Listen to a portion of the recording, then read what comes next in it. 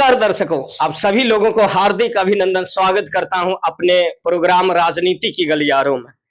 राजनीति के गलियारों में चलते चलते मैं आ चुका हूं टेघरा विधानसभा आनंद भवन में। आनंद भवन में और हमारे सामने आज के मेहमान जो हैं चंद्र प्रकाश सिंह उर्फ आनंद जी, जिनकी संघर्ष से लेकर सफलता तक की कहानी आपके सामने पेश करने जा रहे हैं। चुनावी दौर है ना, सत्ता आती है सत्ता जाती है और राजनेता अपनी राजनीतिक गलियारों को छानने के लिए इधर उधर चलना चालू कर दिए हैं। लेकिन चंद्र प्रकाश जी की उपलब्धि जो है, मैं यूं तो गिना नहीं पाऊंगा, इतनी सारी है, लेकिन उन्हीं में से कुछ उपलब्धियां जो बहुत ही इंपॉर्टेंट है अपने टेघरा विधानसभा का के लिए। आइए जानते हैं चंद्र प्रकाश जी से। सर, बहुत बहुत स्वागत है आपको हमारे प्रोग्राम में। एक और नई इतिहास, आज एक और नई सेंटर की उद्घाटन कर रहे हैं, विरोधी तो थर्रा गई है। सर, पहले तो आर बिहार न्यूज और रिमी टीवी को बहुत बहुत धन्यवाद, आप आए, बहुत अच्छा लगा। और जिस तरह से आप बोल रहे हैं कि ये किस्मा जो है आपका उद्घाटन समारोह है और पूरे विधानसभा में सही में एक इतिहास लिखा जा रहा है, इबारत लिखी जा रही है। आज तक तो मैंने भी नहीं सुना है कि 21 जो है पंचायतों में आप इतनी बड़ी व्यवस्था कर रहे हैं। सब जगह सिलाई कटाई प्रशिक्षण केंद्र खोले जा रहे हैं और वो भी फ्री ऑफ कॉस्ट। सब जगह आपने मशीन, 10 लाख का तो मशीन आपने डाल दिया है, वो भी सिलाई मशीन हर जगह पे व्याप्त है। और सारी सुविधाएं, ठीक है, फैन से लेकर के दरी तक, पेंसिल जो होता है यूज करने वाला से लेके कैंची तक, सब कुछ व्यवस्था टाइट करके रखा आपने। और जो महिलाएं प्रशिक्षिका हैं उनका जो है आप रोजगार सृजन कर चुके हैं, सभी को आप सैलरी दे रहे हैं। और जहां तक है रूम की व्यवस्था, आपने उत्तम रूम की व्यवस्था किया है, उत्तम जगह की व्यवस्था किया है, उसका भी रेंट दे रहे हैं। और इन सब चीजों को आप रोजगार से जोड़ने जा रहे हैं, ये अपने आप में काबिल तारीफ की बात है। आपको पता होगा कि बिहार से पलायन होता है। पलायन क्यों होता है ये आपको जानकारी होनी चाहिए, क्योंकि यहाँ रोजगार नहीं है, इसलिए पलायन होता है। लोग मजदूरी करने के लिए यहाँ से दूसरे राज्यों में जाते हैं। आपको पता होगा कि बहुत सारे ट्रेनें यहाँ से चलती है, श्रमजीवी एक्सप्रेस। उस श्रमजीवी एक्सप्रेस नाम से ही पता चलता है कि वो मजदूरों को ढोने वाली गाड़ी है। यहाँ से मजदूर ढोए जाते हैं और जाता है कहाँ, पंजाब, चंडीगढ़, हैदराबाद और जगह जगह इलाकों में, और वहाँ पे हमारे मजदूर लोग जाके काम करते हैं। ये बहुत ही लानत की बात है। इसी सब को देखने के लिए, इसी सब का कैसे इसका उपाय हो, उसके लिए मैं इस फील्ड में आया हूँ। और अभी 21 पंचायतों में जो मैंने खोल रखा है वो सिलाई कटाई प्रशिक्षण केंद्र है महिलाओं के लिए। महिलाओं को सशक्तिकरण की दिशा में हम बढ़ रहे हैं आगे। और ये जितने भी महिलाएं हैं सबको फ्री ऑफ कॉस्ट ट्रेनिंग तो है ही है, सर्टिफिकेट भी मिलने वाला, वो भी फ्री ऑफ कॉस्ट होगा, एक भी पैसा नहीं लगेगा, मुफ्त है।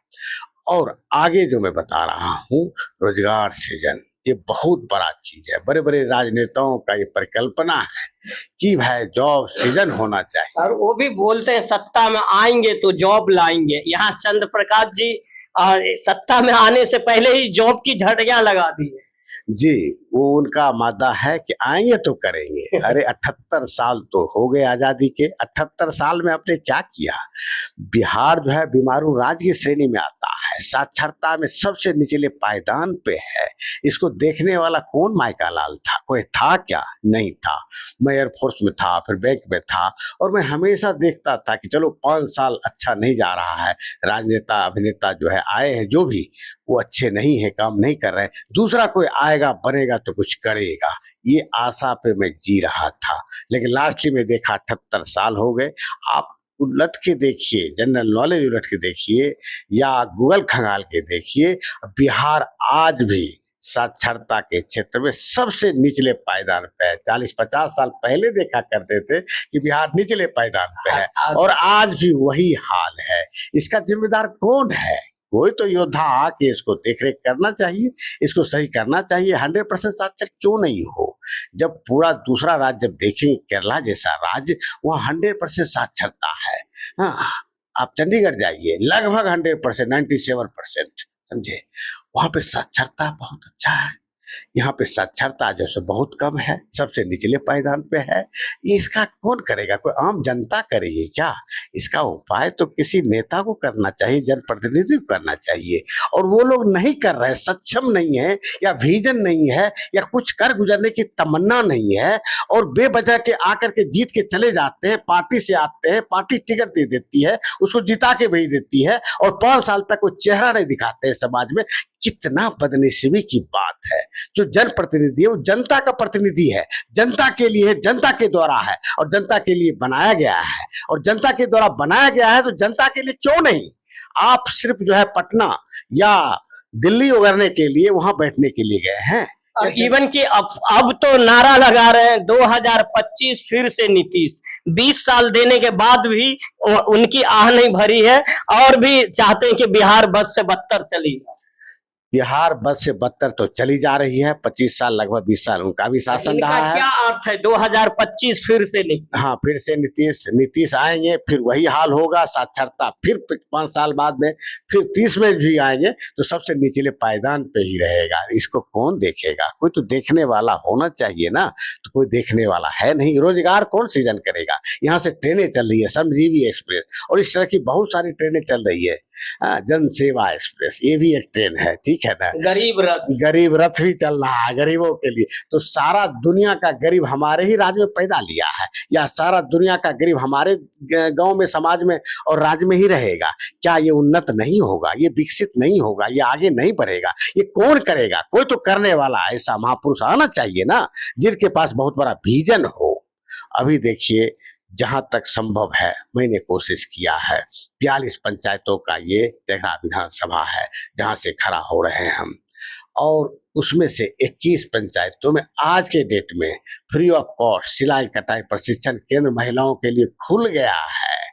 और इसके बाद उन लोगों को फ्री ऑफ कॉस्ट ट्रेनिंग तो रहेगा ही, फ्री ऑफ कॉस्ट सर्टिफिकेट तो रहेगा ही, और सभी को रोजगार से हम जोड़ रहे हैं। ये सपना है चंद्र प्रकाश, ये सपना नहीं, हकीकत बनने वाला है, क्योंकि हम उस पर काम कर रहे हैं और कर चुके हैं। सर, जो महिला जानती भी नहीं वो भी बोलती हैं हमारी आस चंद्र प्रकाश। जी, जो महिला जानती नहीं है उनको पता चलता है कि एक योद्धा ऐसा आया है जो समय से पहले ही सब कुछ करके रख दे रहा है।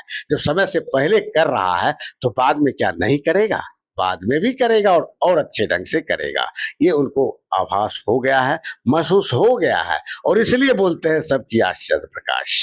वर्तमान विधायक से भी लोग परेशान है, बोलते हैं जहिया से जीत के गेले कहियो देखबे नहीं कर लिए।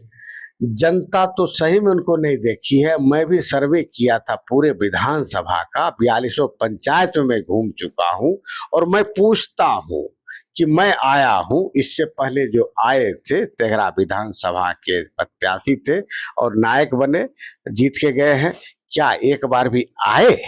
तो नहीं आए। कैसे आदमी हैं तो ईमानदार। ईमानदारी किस काम की जो आपने काम करके ही नहीं दिया? काम करेंगे तो पता चलेगा ना उस काम में आपका ईमानदारी है कि नहीं है ना। एक ठप्पा लग गया ईमानदार है, बस उस आधार पे क्या वोट देंगे आप? काम पे वोट मिलना चाहिए। मैं आपको आगाह कर रहा हूँ, जनता से अपील कर रहा हूँ कि आप वोट उसी को दीजिए जो आपके लिए तन मन धन से लगा हो, कुछ कर गुजरने की तमन्ना लेके आपके पास आया हो और कर रहा हो, आपको विजन में दिख रहा होगा। 21 पंचायत एक वर्ल्ड रिकॉर्ड है। मैं आपको लिखित बोलता हूं, जो नेता खड़ा नहीं हुआ, खड़ा होने से पहले इतनी बड़ी व्यवस्था कर दे, मैंने भारत में आज तक तो नहीं देखा है। पूरा भारत भ्रमण किया हूं मैं, कहां कहां नहीं गया हूं मैं, हर जगह देखा हूं। हाँ, ये जरूर है कि जो ईमानदार नेता दूसरे राज्यों में हैं वो करते हैं, करके दिखाते हैं, जीतने के बाद करते हैं। जी। और चंद्र प्रकाश जी जीतने से पहले, और चंद्र प्रकाश जी आपके जीतने से पहले कर रहे हैं। तो विजन उनका स्पष्ट है, और उनको क्या है, कुछ कर गुजरने की तमन्ना है। उनको किसी बात का दिक्कत है नहीं। वो यहाँ कमाने तो आए नहीं है, समाज सेवा तो उनके जर्रा जर्रा में शामिल है, शरीर के रोम रोम में बसा हुआ है। 8 साल से मेधा प्रतियोगिता कराते रहते हैं, स्कूल स्कूल जाते हैं, क्विज टेस्ट कराते हैं, बड़ा से बड़ा इनाम बांटते हैं। क्या पर है उनको? अरे उनको एक ही दिमाग में है कि वो विधानसभा या बेगूसराय पूरा अव्वल बने, टॉप लिस्ट में बने, और इसी दिशा में वो कार्यरत है, मैं कार्यरत हूँ इसी दिशा में। और जनता अब समझने लगी है, जनता के बीच में रोज जा रहा हूँ, कम से कम 500,000 जनता से तो मैं डेली मिल रहा हूँ, और वो बोलते हैं कि आपके जैसा नायक तो हमने तो नहीं देखा।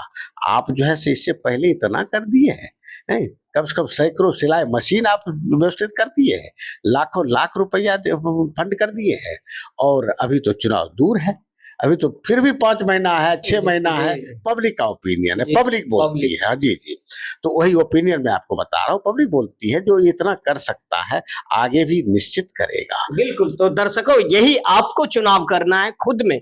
ये 5 वर्ष में ये चुनाव का जो मेला, ये मेला नहीं, आपके बच्चों का भविष्य, आपके भविष्य, आपके समुदाय के भविष्य, आपके विधानसभा का भविष्य तय करती है। जैसा आप जनप्रतिनिधि चुनेंगे वैसा ही विकास को आप अपने सामने पाएंगे। तो आप लोग सतर्क रहे, ध्यान रहे। देखिए, चुनाव जो है ये 5 साल में एक बार आती, लेकिन वही 5 साल में आप अपने बच्चों का भविष्य लॉक करते हैं, भविष्य तय करते हैं। तो अच्छे कैंडिडेट आएंगे तो विकास लाएंगे। जैसे एक एग्जाम्पल है हमारे चंद्र प्रकाश सिंह जी, जो टेघरा विधानसभा के मिट्टी के लाल ना, अपने भारत माँ के सेवा करके वायुसेना में बड़े पदाधिकारी रह चुके हैं, जो आप जन सेवा के लिए तैयार है। बस आपके साथ, आपके सहयोग की आवश्यकता है। बहुत बहुत धन्यवाद दर्शकों, जो आपने टाइम दिए हमारे प्रोग्राम में राजनीति के गलियारों।